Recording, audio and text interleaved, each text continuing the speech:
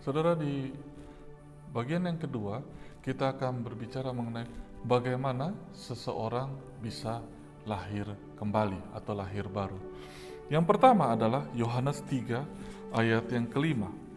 Di situ dikatakan, jawab Yesus, aku berkata kepadamu, sesungguhnya jika seseorang tidak dilahirkan dari air dan roh, ia tidak dapat masuk dalam kerajaan Allah.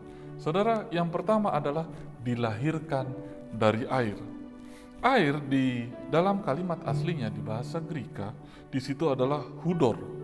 Hudor yang dimaksud di sini adalah air sungai atau mata air atau air di dalam kolam, atau bahkan yang dimaksud dengan kalimat hudor di sini adalah gelombang air laut. Jadi hudor itu tidak mengacu pada air yang sangat sedikit atau sedikit. Hudor, apalagi hudor tidak mengacu kepada kalimat air ketuban. Bukan itu yang dimaksud dengan hudor. Jadi hudor yang dimaksud adalah air secara natural, secara normal, secara alam, dalam jumlah yang banyak atau sangat banyak sekali. Itu arti daripada kalimat hudor. Dilahirkan dari air. Jadi tahapan pertama adalah seseorang harus dilahirkan dari air menuju kepada pembersihan.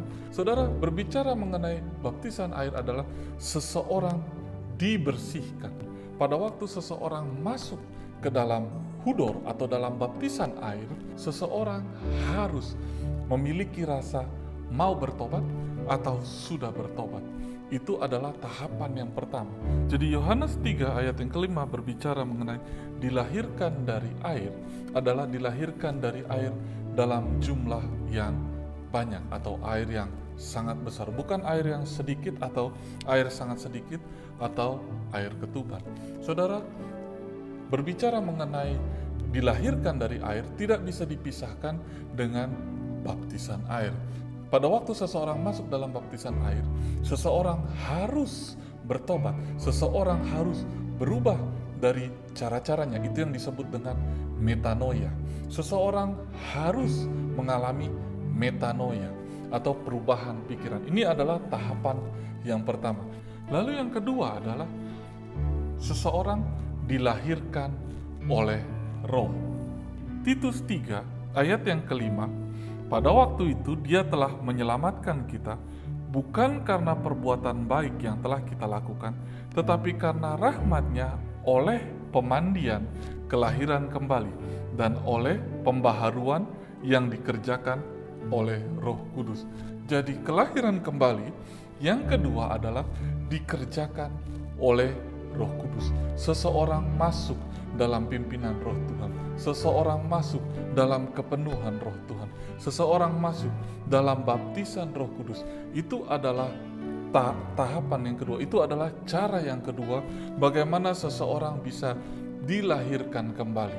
Yang ketiga, seseorang harus dilahirkan dari firman Tuhan.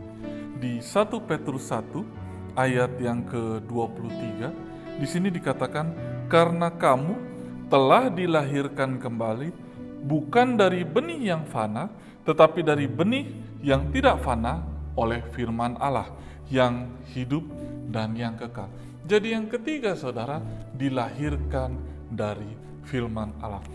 Yang dimaksud dengan dilahirkan dari firman Allah, kalimat firman Allah di sini adalah logos, bukanlah rema.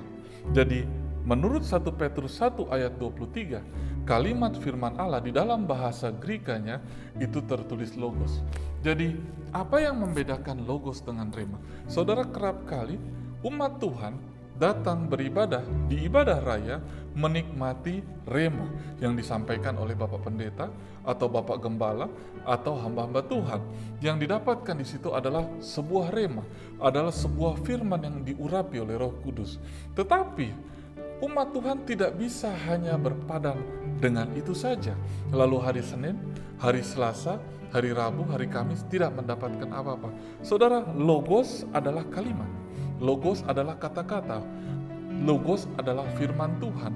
Rema kerap kali disampaikan oleh orang lain.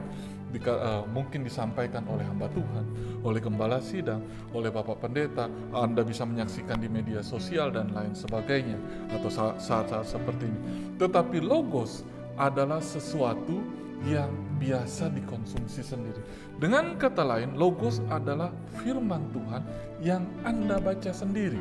Itu adalah cara ketiga bagaimana seseorang dilahirkan kembali. Jadi yang pertama adalah dilahirkan dari air. Seseorang harus dilahirkan dari air dan menghasilkan metanoia. Yang kedua adalah seseorang dilahirkan dari Roh Kudus atau dipimpin oleh Roh Kudus. Yang ketiga adalah seseorang harus dilahirkan dari logos. Artinya dia harus mengerti firman Tuhan. Dia harus mengkonsumsi firman Tuhan sebagai kekuatannya.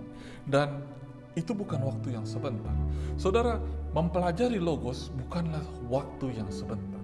Tapi pada waktu Anda mengenal Tuhan, mempelajari Tuhan, mempelajari firman Tuhan, maka Anda akan dilahirkan kembali melalui firman Tuhan. Jadi itu adalah 3 hal yang menyebabkan umat Tuhan dilahirkan kembali.